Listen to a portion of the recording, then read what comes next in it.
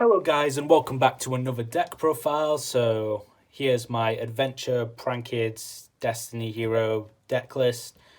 So I went 15-0 with this in my locals league, 5 weeks undefeated.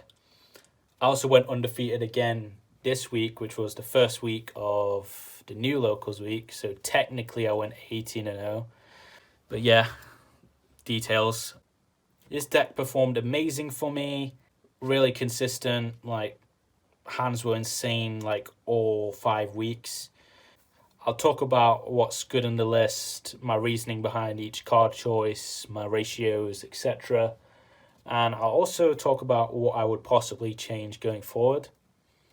And yeah, let's just get right into it, starting with the main deck.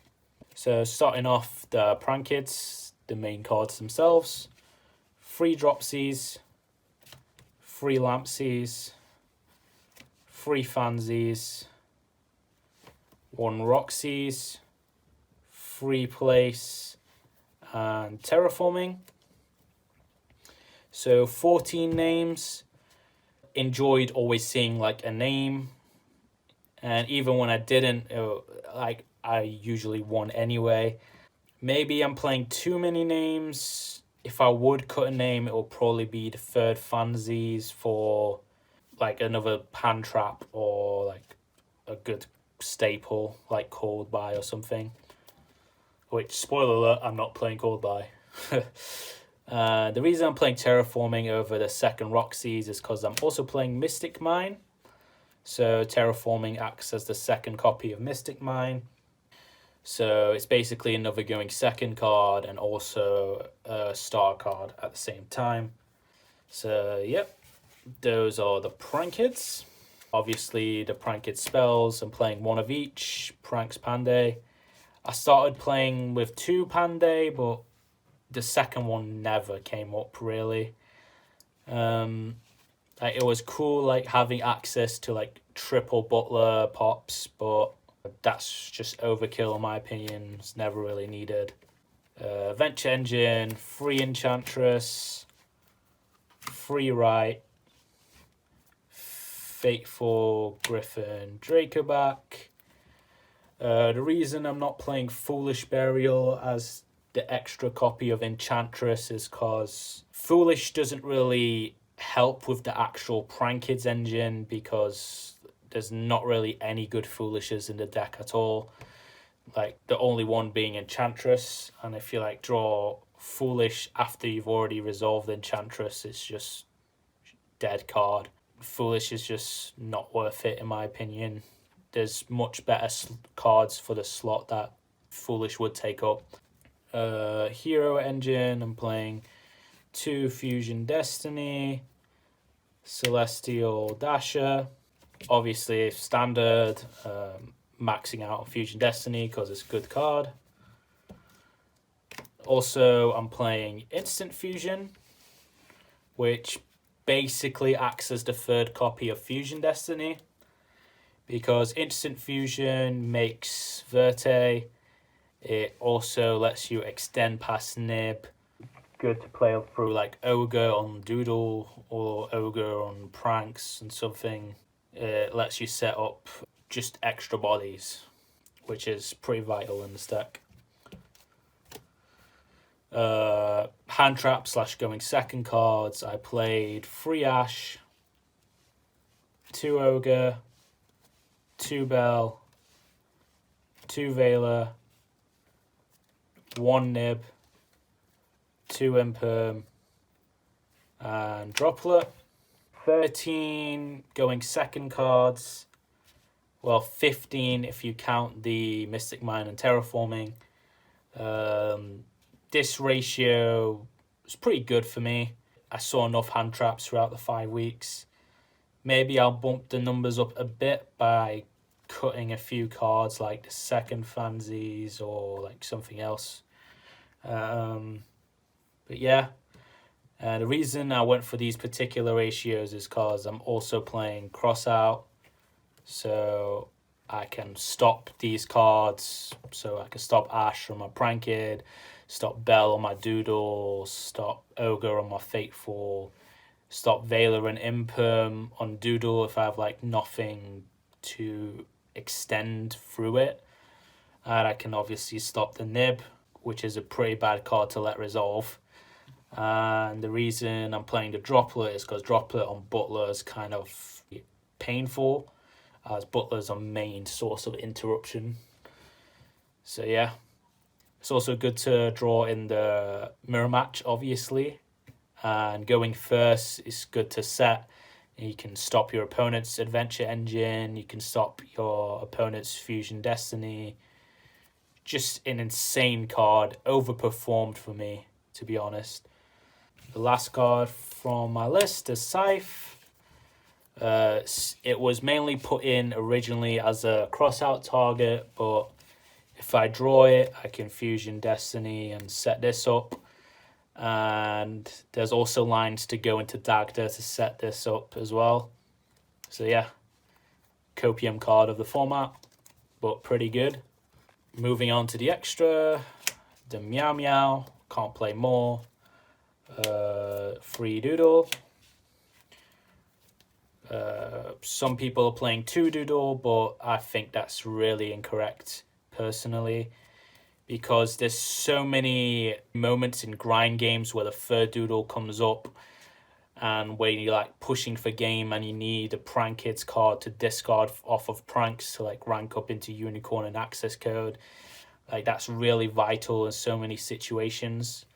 And also if your like Doodle gets interrupted and you want to set up Butler, then you have to search Panday, and then you don't have another Doodle in your extra deck for the follow-up turn, so you can't get to pranks. So like your engine's pretty much dead in that case. Whereas if you have the 3rd Doodle in your extra deck, then it's not dead. You can search for pranks and recycle stuff, add back Panday, etc. Yeah, you have an engine again. Whereas if you're playing 2 Doodle, it's just bad. I don't get people who only like playing 2 Doodle. They are crackheads. 1 Bow Wow. We don't have space for the 2nd.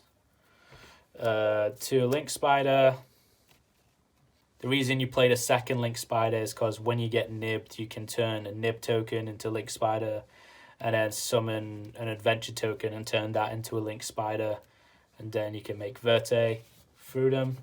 Speaking of which, Verte, use it to summon DP. DP is a good card. Dagda.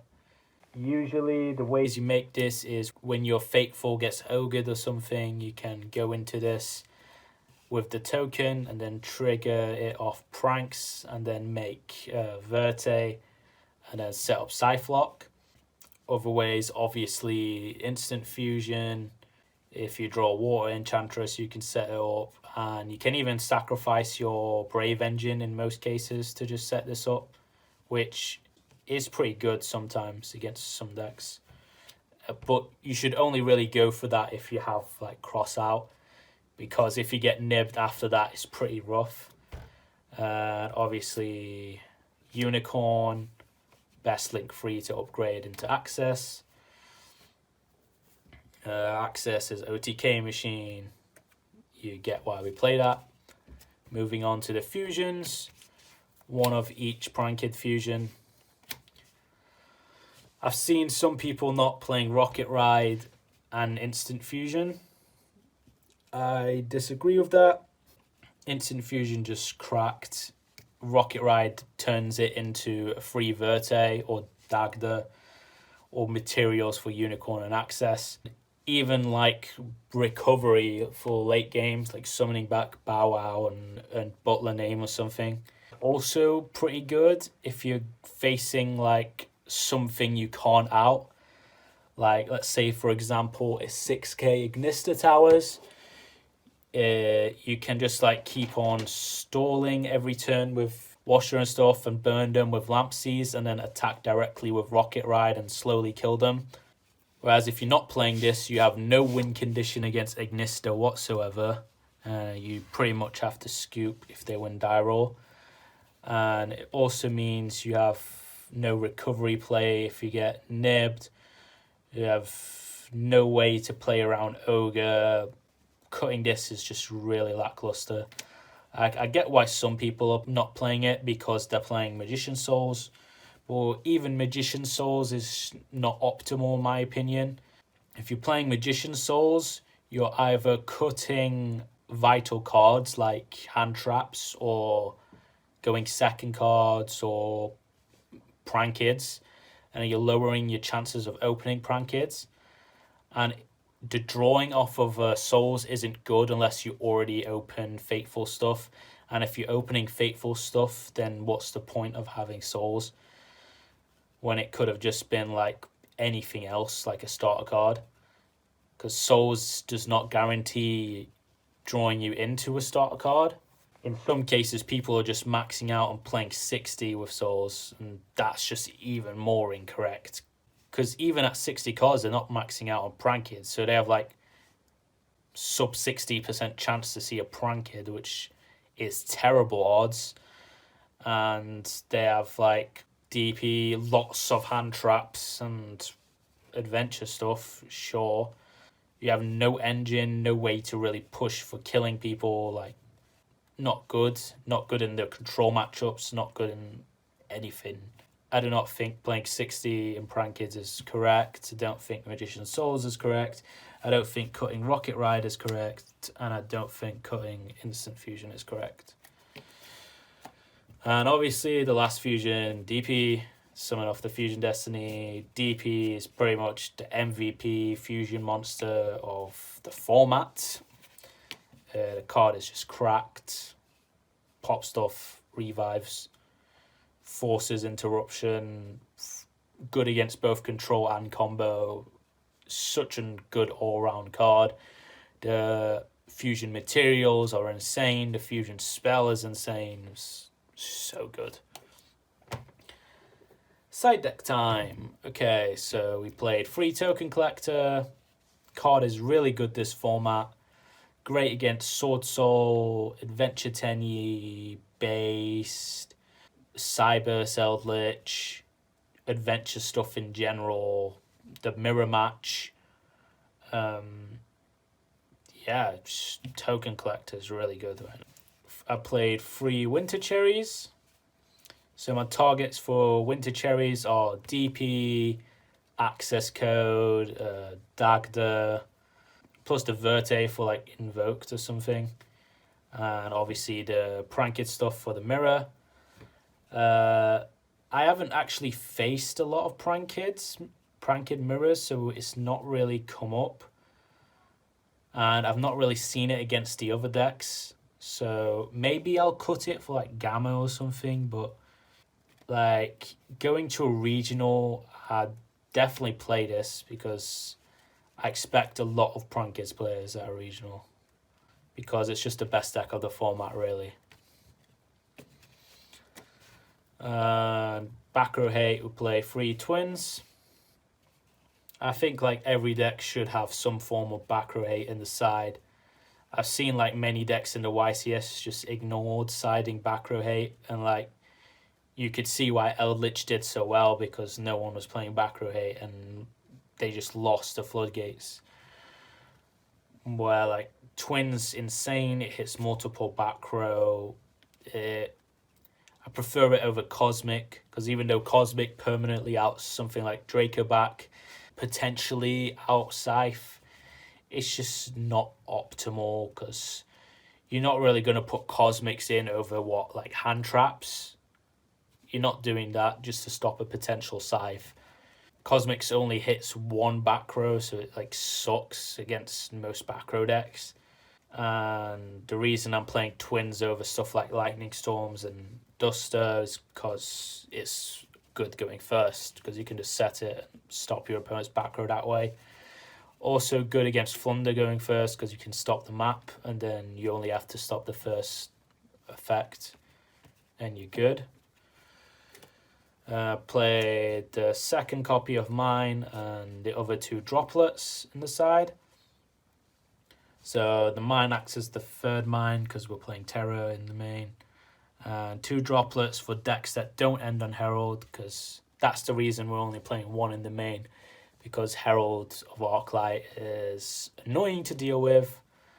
and you can't discard monsters. And if you discard spells, this gets negated anyway. So, yeah. And mine, obviously, cracked card. No one's siding in back row hate going first against Prankids. They'll play cards to stop combos. And then you just go like Droplet, negate your board, activate mine, win. And like if they have Dracoback, they usually have Dracoback equipped to their token. And if not, they sent it off like a Souls or something and they have no outs to mine. But like if they have it still equipped to the token, you can just go from one Prankid into the Unicorn, and then Unicorn spin the token, which outs the Dracoback, and then you can rank up into Access Code, and Access Code banish itself to pop something. Then they have no outs to the deck, so they pretty much scoop, because we can't deck out because of pranks. So even if we're playing against 60 card pile, we'll win in deck out. There's that, and the last card on my side is Evenly. Evenly is just one of those cards that's always going to be good going second, especially now where every deck is playing like some sort of token spam. Most decks usually end on the adventure token, so if you resolve Evenly, you banish all their resources and they're left with just the adventure token, which is just insane.